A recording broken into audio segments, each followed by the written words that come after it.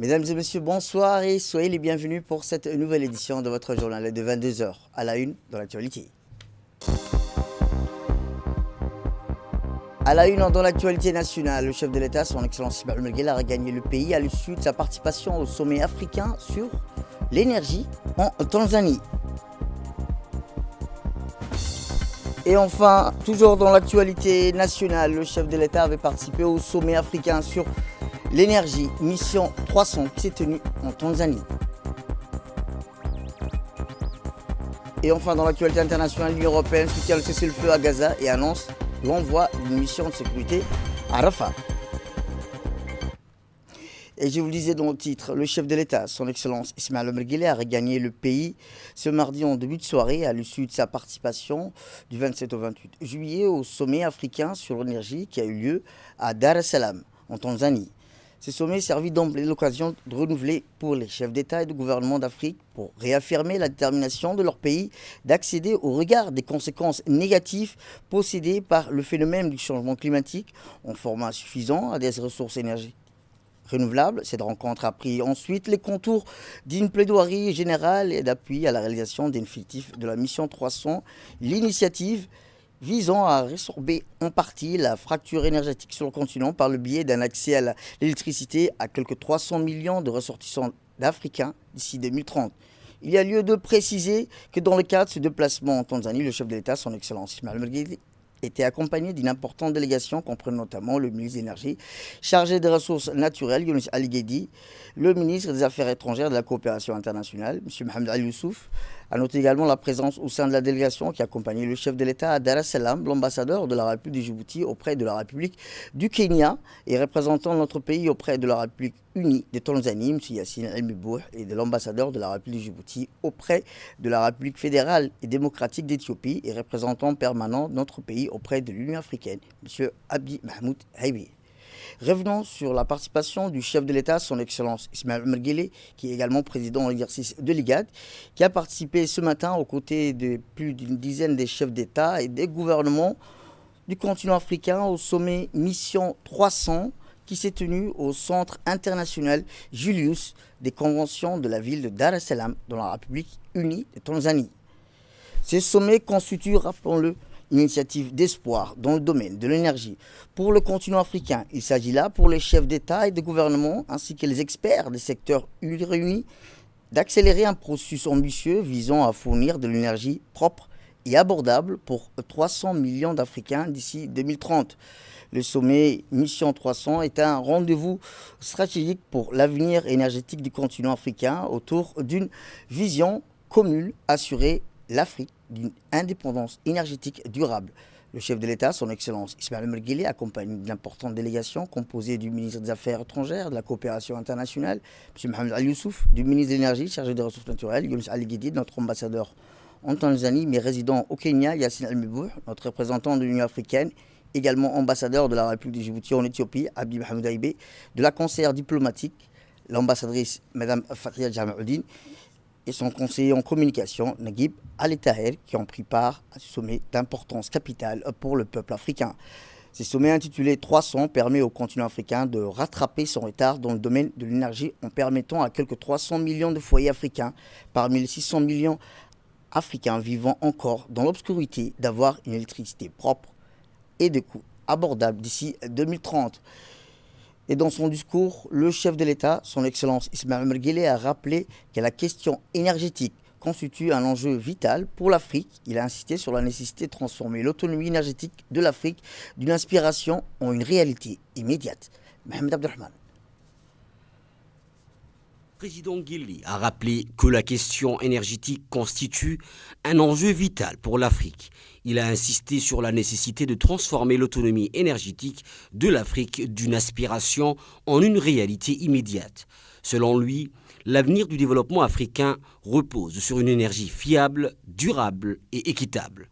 Le président a mis en lumière les avancées de Djibouti dans ce domaine, citant notamment que 85% des besoins énergétiques du pays sont couverts par des sources renouvelables. Cela inclut le parc éolien de Goubet qui produit actuellement 60 MW avec des perspectives d'expansion et l'importation d'hydroélectricité d'Éthiopie. Il a également annoncé l'inauguration prochaine de la première centrale solaire du pays au Grand Bara avec une capacité initiale de 25 MW et souligné les projets en cours pour développer des solutions géothermiques, marémotrices et de biomasse. Cependant, il a dénoncé les défis auxquels font face les pays africains, notamment le manque de soutien financier concret de la communauté internationale malgré les promesses faites pour aider le continent à relever les défis climatiques. Nos États s'endettent considérablement pour mettre en œuvre des stratégies énergétiques résilientes, tandis que le soutien financier promis demeure largement théorique, a-t-il déclaré. Le président Guelleh a également plaidé pour un nouvel ordre économique international plus équitable, adapté aux besoins spécifiques des pays africains. Eh bien, le sommet a également été l'occasion de promouvoir l'initiative Mission 300 qui vise à étendre l'accès à l'électricité à 300 millions d'Africains d'ici 2030, tout en abordant des solutions plus durables à la fracture énergétique entre les nations africaines. La déclaration finale du sommet a mis l'accent sur plusieurs objectifs majeurs, notamment une réduction significative des émissions des effets de serre, le renforcement de la coopération. En marge du sommet 300 qui s'est tenu en Tanzanie, le chef de l'État, son Excellence Ismaël Omar Guelleh, et président en exercice de l'IGAD, a eu un entretien avec son homologue, le président du Comore, Azali Assoumani. Les deux chefs d'État ont abordé plusieurs sujets d'intérêt commun, notamment l'importance de ce sommet en vue d'accélérer un processus ambitieux visant à fournir de l'énergie propre et durable pour 300 millions d'Africains d'ici 2030. Au cours de cet échange, les deux présidents ont évoqué également les voies et moyens de renforcer davantage les relations bilatérales et les principaux défis climatiques qui fait face le continent africain.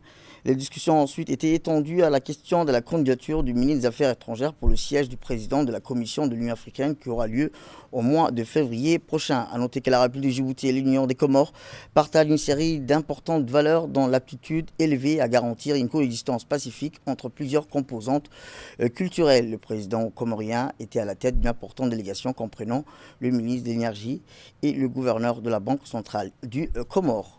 Eh bien, toujours en marge du sommet Mission 300 en Tanzanie, le président de la République et président en exercice de l'IGAD, son Excellence Ismaël Omar Guelleh, a eu également un entretien avec son homologue, le président de la Somalie, Hassan Sheikh Mahmoud.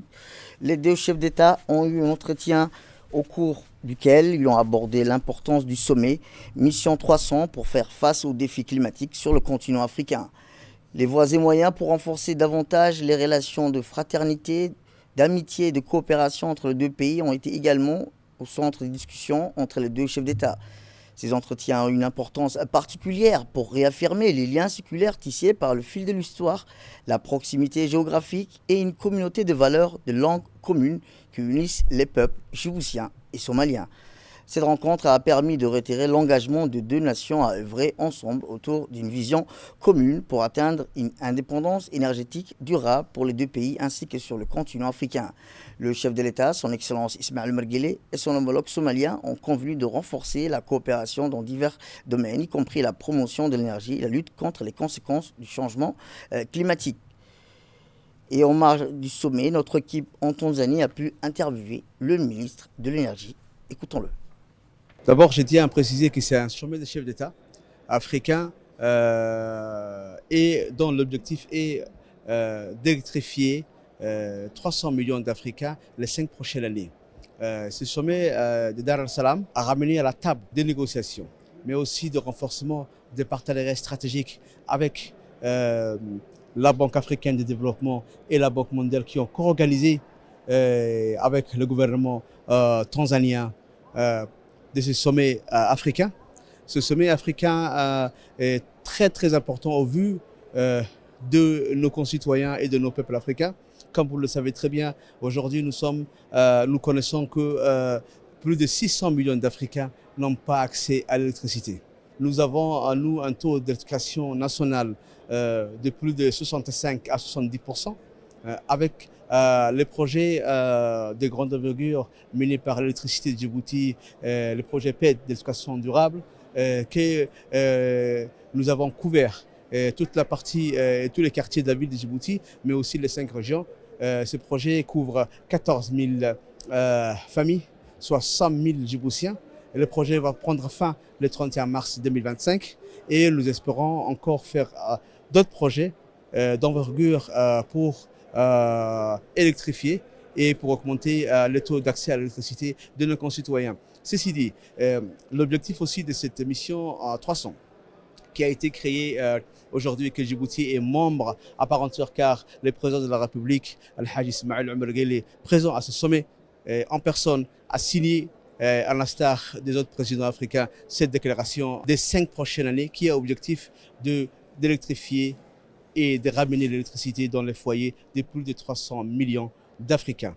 C'est un challenge pour les 5 prochaines années pour l'Afrique, c'est un challenge pour tous les chefs d'État et les gouvernements des pays africains, c'est un challenge aussi pour la Banque africaine de développement et la Banque mondiale parce que cela nécessite plusieurs dizaines de milliards de dollars pour pouvoir investir, mais aussi c'est un challenge d'approcher les gouvernements des pays africains et les institutions continentales, mondiales, mais aussi les partenariats privés, car ces objectifs doivent être réalisés qu'avec un appui du partenariat public-privé pour pouvoir électrifier toute l'Afrique et atteindre ces objectifs pour les 5 années à venir.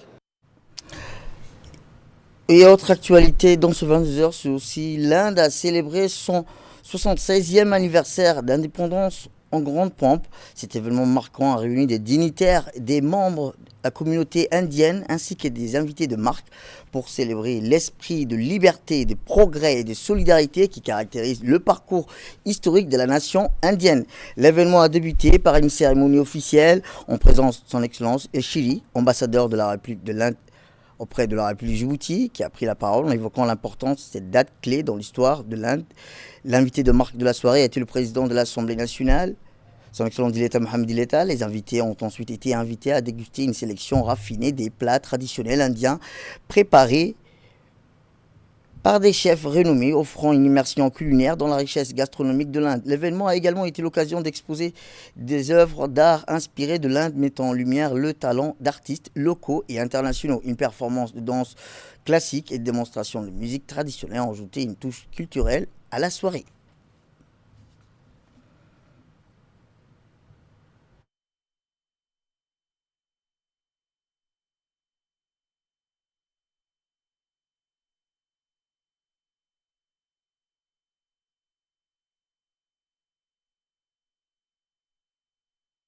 Et au cœur de l'identité indienne.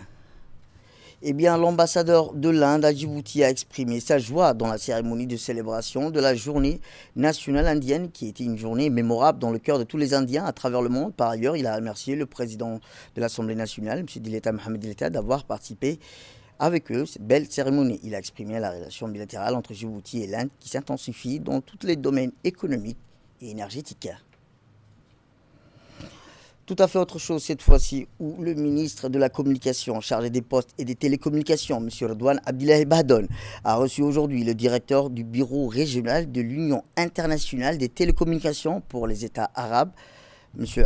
Adel Drouish, à l'occasion de sa participation à l'atelier sur l'initiative pour le gouvernement numérique et la cybersécurité pour la Corne d'Afrique. La réunion était l'occasion de passer en revue les aspects et les opportunités de la coopération entre la République de Djibouti et l'UET, ainsi que les moyens de les renforcer davantage à l'avenir, notamment à la lumière du rôle joué par Djibouti au niveau des structures de l'UET, des programmes offerts par cet organe spécialisé des Nations Unies. Le ministre a d'abord souhaité la bienvenue au directeur au nom du ministère de la Communication, chargé des postes et télécommunications.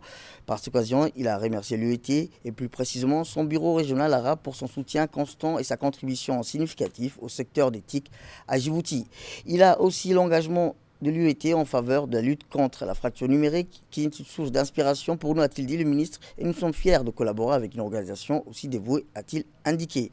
La lutte contre la fracture, le ministre a informé le directeur de la que la République de Djibouti s'est lancée à réduire considérablement la fracture numérique dans son territoire. Dans cet effort de lutte contre la fracture numérique, il a demandé que l'UET nous accompagne surtout pour trouver des solutions adéquates pour connecter les régions les plus reculées du pays. Il a remercié l'UET pour le déploiement du réseau WiMax qui a répondu à ses besoins, tout en soulignant que ces technologies sont devenues obsolètes de nos jours. Clé dans notre volonté, a-t-il dit, de moderniser l'administration publique et de garantir la sécurité des données dans un environnement numérique en constante évolution.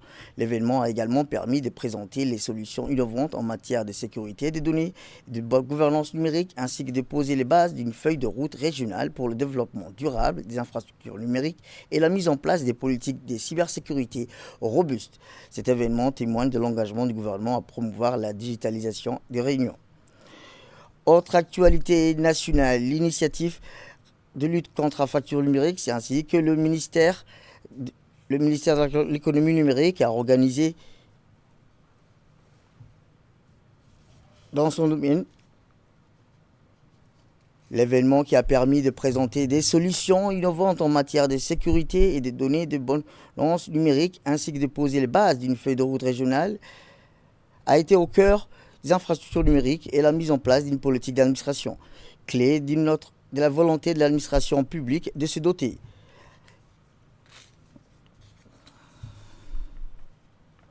Ainsi, cet événement a témoigné de l'engagement du gouvernement à promouvoir la digitalisation dans la région tout en garantissant un cadre sécurisé pour l'utilisation des technologies numériques.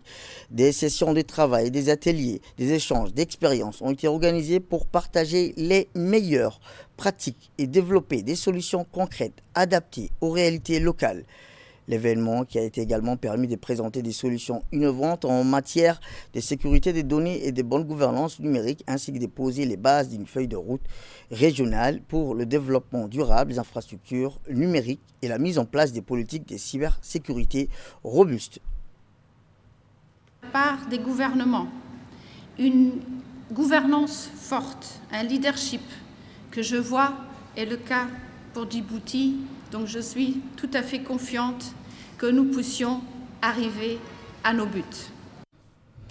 Comme rappel, cette conférence qui a réuni des ministres, des experts en technologie et des responsables de l'innovation de plusieurs pays de la région a été marquée par des discussions et l'implémentation des infrastructures numériques, la lutte contre la cybermenace croissante, l'initiative pour le gouvernement numérique et la cybersécurité qui est une étape. Écoutons à présent le secrétaire général du ministère de l'économie numérique. Avec un honneur particulier que je vous accueille ici à Djibouti et vous souhaite la bienvenue au dernier comité technique régional de clôture du projet pour le gouvernement numérique et la cybersécurité. Avant de commencer, je tiens à féliciter l'équipe du projet pour son travail remarquable au cours des 3 dernières années.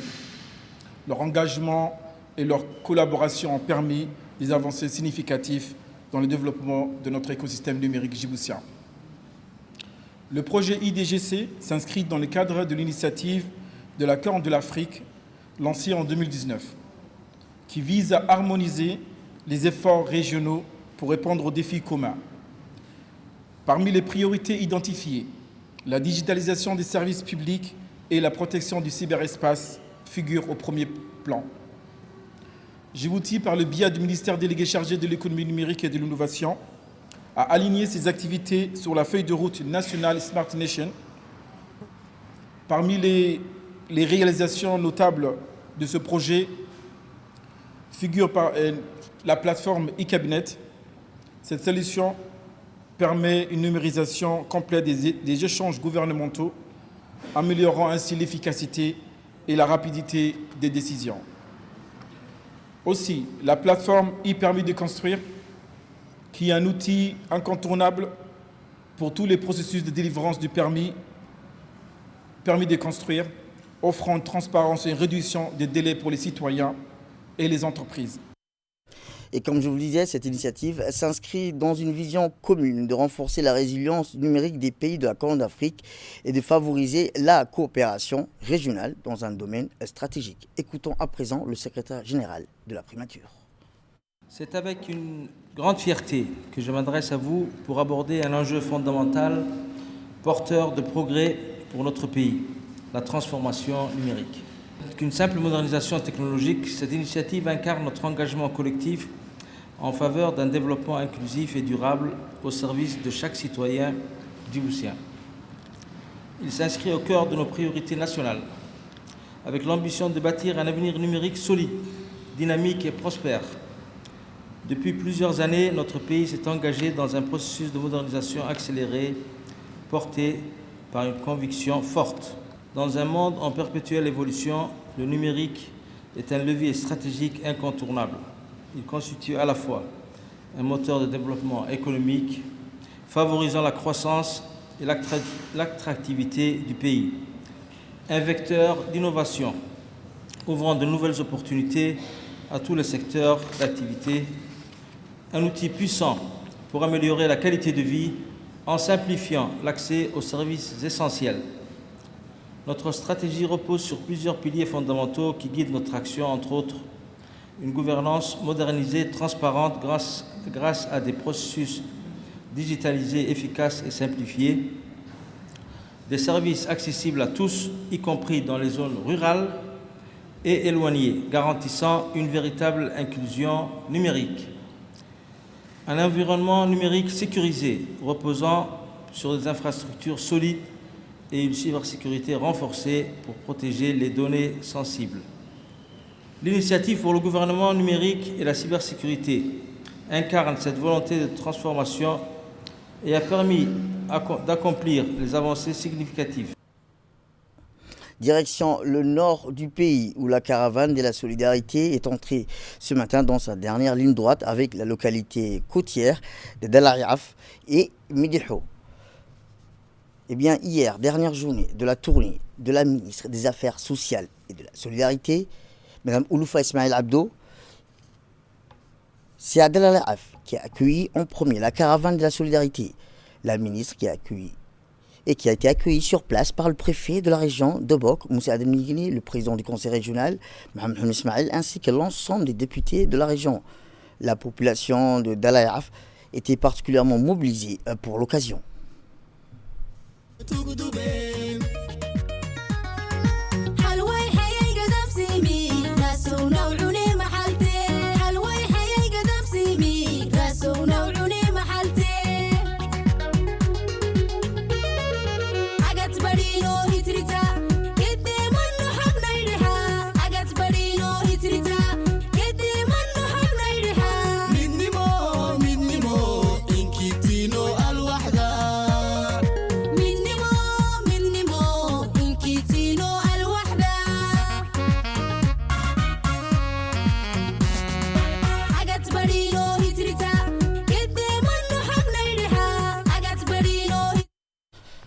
Sur place, la ministre des Affaires sociales et des Solidarités a inauguré le local communautaire flambant neuf de Dalayaf, sous les applaudissements des habitants de cette localité côtière située à une trentaine de kilomètres du chef-lieu. Un local communautaire qui dispose des équipements nécessaires et l'énergie solaire qui permettra à la population de se retrouver, d'échanger, d'organiser des activités communes.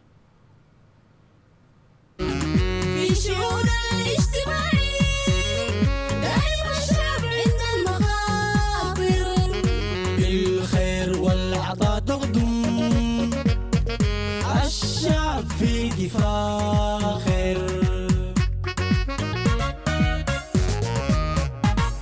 إلى الأمام وزارتنا انتم للشعب حاضر في شؤون الاجتماعي دائما الشعب عند المخاطر بالخير والعطاء تغدو الشعب في فاخر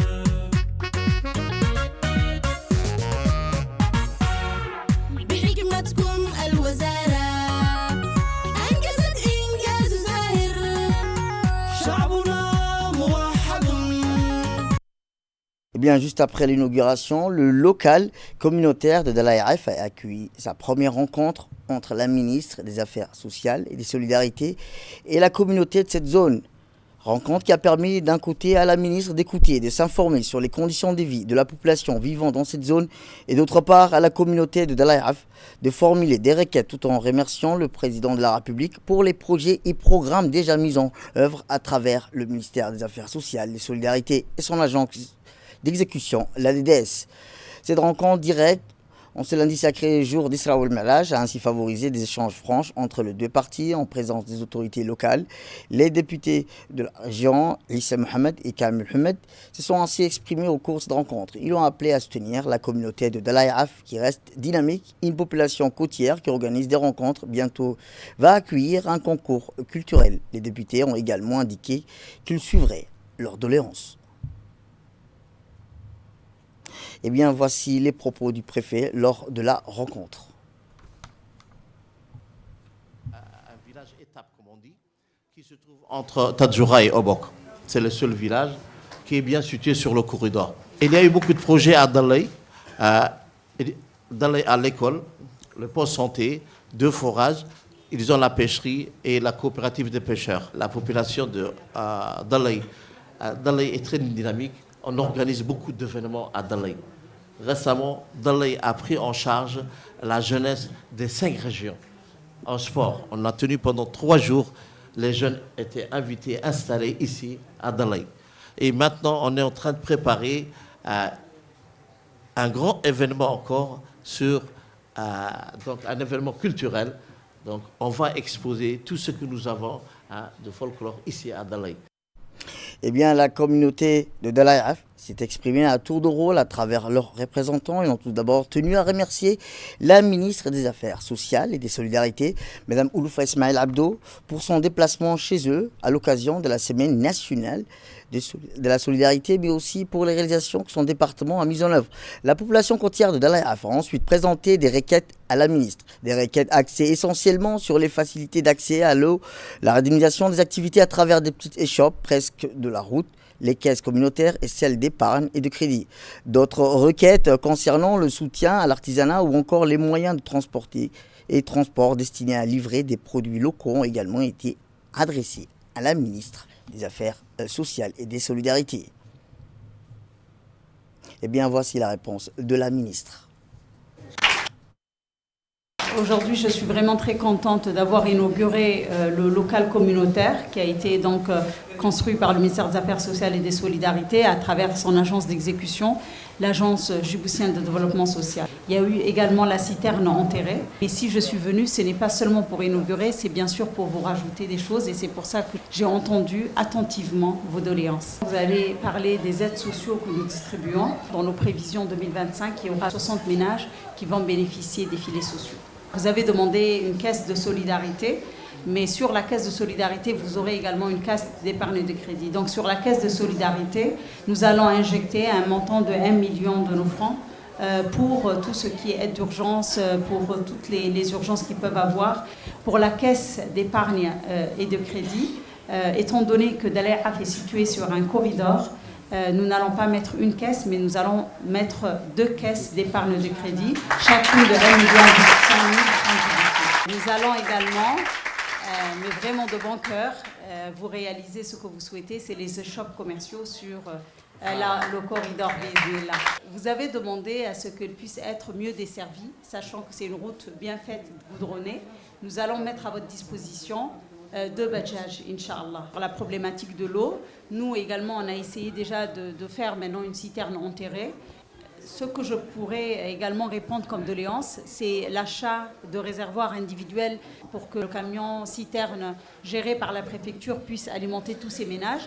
Nous allons leur disponibiliser des réservoirs de 200 litres d'eau pour chaque ménage sur le corridor, Inch'Allah. Pour les femmes qui font de l'artisanat, à part la caisse de solidarité ou la caisse d'épargne de crédit que vous pourrez utiliser, très spécifiquement pour ce que vous allez faire, nous allons également faciliter l'achat des produits pour faire l'artisanat, ça on peut le faire, mais je ne peux pas clôturer mes propos sans répondre à la personne qui s'est déplacée jusqu'à là pour me parler, c'est Orobor. Vous aurez une caisse de solidarité de 1 million de francs Djibouti et une caisse d'épargne et de crédit de 1 800 000 francs Djibouti.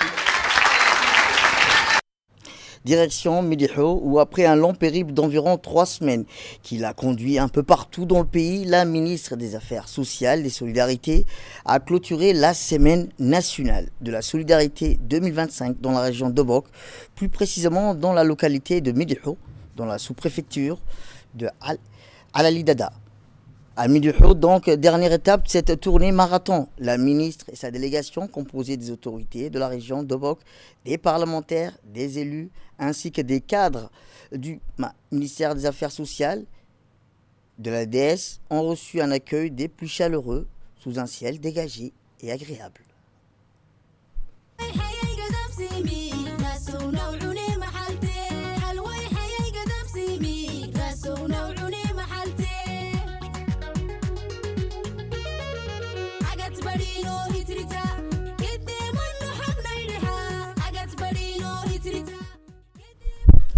Midihou se situe dans le massif du Mabla et une localité où la culture et l'élevage font bon ménage. Les éleveurs, ce contrée montagneuse, possèdent des troupeaux, notamment de la race bovine, et ont été, cette occasion, fait à la ministre un cadeau inattendu mais très apprécié, un jeune veau âgé à peine de quelques jours.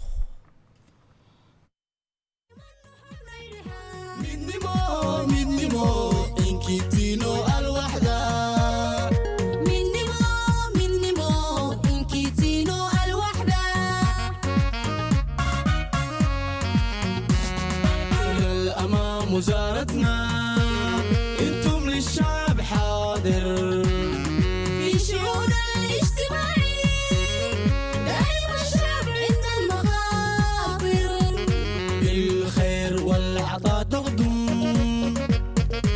الشعب فيك فاخر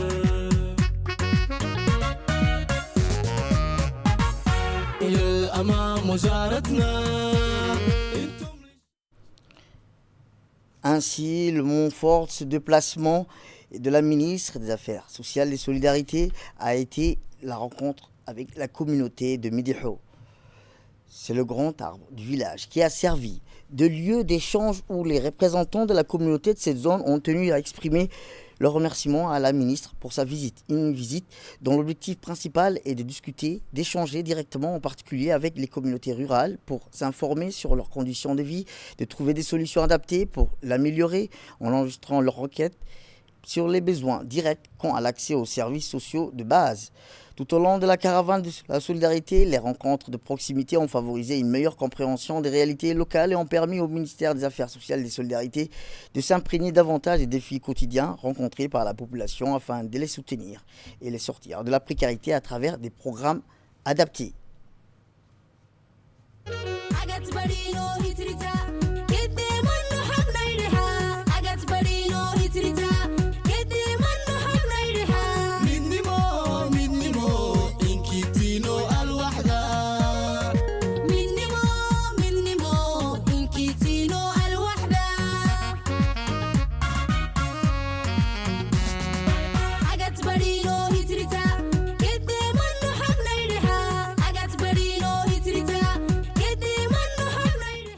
Eh bien, durant cette assise, les autorités régionales sont intervenues pour remercier d'abord la population de Midihou pour l'accueil qui est réservé à la ministre et à sa délégation.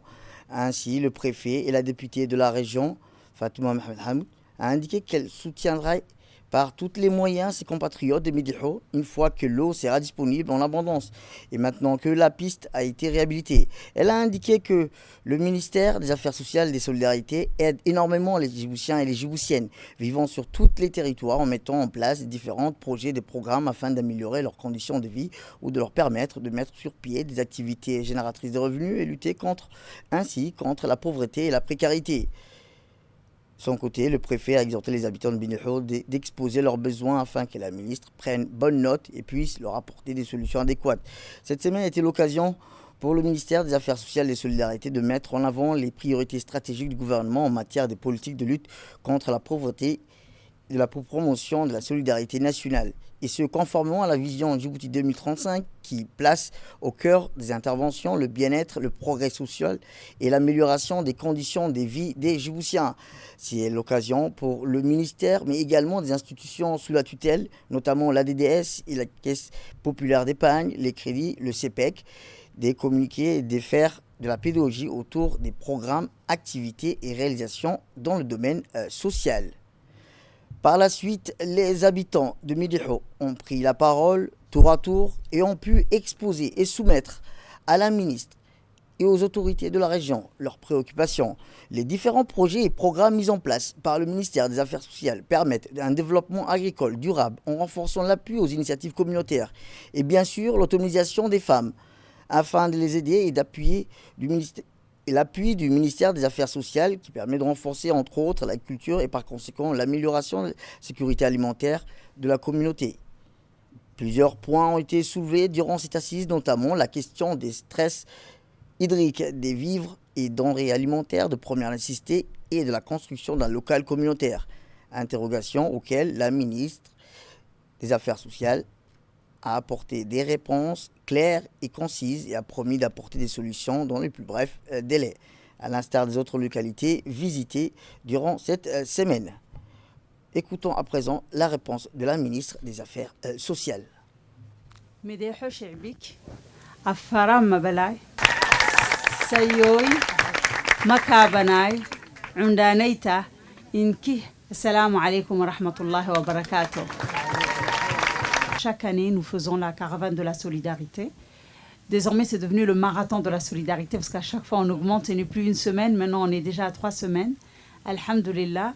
On essaye justement de venir, pas seulement pour voir ce que nous avons réalisé, mais également pour vous écouter de nouveau et voir quelles sont vos doléances. On est là également pour répondre aux besoins les plus prioritaires de la communauté. Vers Medého, c'est vraiment très vert. Et là où c'est très vert, c'est forcément, il y a des élevages, de l'agriculture. On va tous s'engager à ce que ça soit rapide. Parce que cet appel d'offres, le contenu, c'est pour venir étudier et voir où est-ce que le forage pourrait avoir lieu d'une part. D'autre part, avant, Medého n'était pas accessible. Donc même si il devait y avoir un forage, il devait y avoir la forose qui devait arriver jusqu'à là. Et c'était difficile. Lakin al-yom, alhamdulillah, grâce à la rapidité dans laquelle nous sommes venus, grâce également à la clairvoyance du président du conseil régional, il faut rendre à César ce qui lui appartient. Au BOC, on a fait une priorité, il faut le reconnaître et j'en suis très fière, parce que c'est à partir du désenclavement qu'on peut développer les localités. À travers cette piste, vous aurez, bi'iznillah, la venue du Premier ministre, c'est un agronome, donc le problème de l'eau, il connaît très bien. Si vous le chargez directement, je pense que ça va être encore plus rapide que ce que je vous ai promis. Inch'Allah, si ce forage est réalisé, nous avec la DDS, nous allons faire à Sadaï un réservoir d'eau. J'aimerais féliciter l'ensemble de Mabla pour le travail qu'ils fournissent et qui permet déjà à la région de se développer elle-même.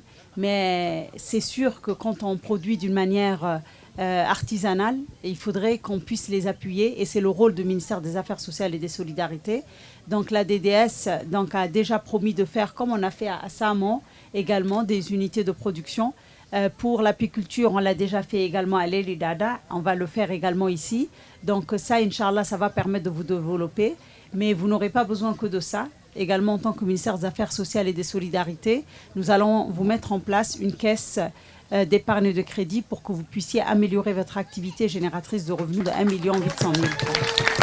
Et quand j'ai vu également la piste qui s'est améliorée, j'aimerais également annoncer à la communauté et surtout à la coopérative, nous allons vous mettre à disponibilité un véhicule pour que vous puissiez, Inch'Allah, acheminer vos produits, Inch'Allah.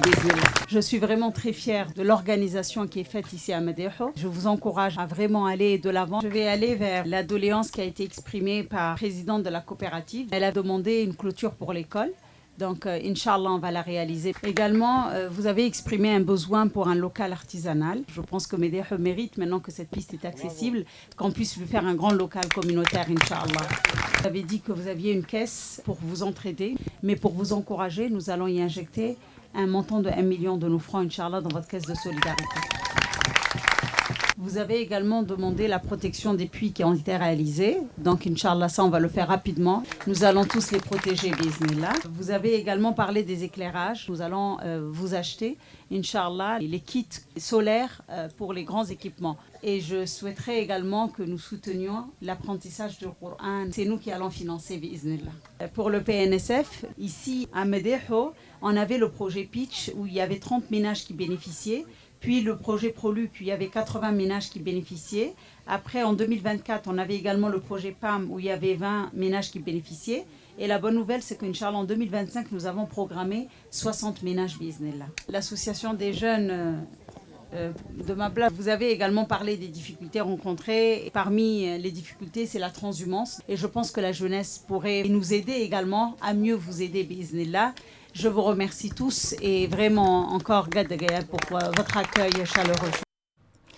Et dans l'actualité internationale, lors d'une réunion à Bruxelles, capitale de la Belgique, les ministres des Affaires étrangères d'élus européennes ont exprimé leur soutien au cessez-le-feu dans la bande de Gaza tout en insistant sur la nécessité d'intensifier les efforts pour parvenir à un accord durable. À l'issue de cette rencontre, ils ont souligné l'importance de renforcer cette trêve par des mesures humanitaires, sécuritaires visant notamment à faciliter l'acheminement de l'aide humanitaire dans les zones affectées et à garantir la protection des civils. Dans ce cadre, les ministres ont annoncé la mise en place d'une mission de sécurité européenne qui sera déployée au poste frontière de Rafah. C'est tout pour cette édition. Merci à vous de nous avoir suivis. Restez avec nous pour la suite de nos programmes télévisés. Le programme continue sur Télé Djibouti.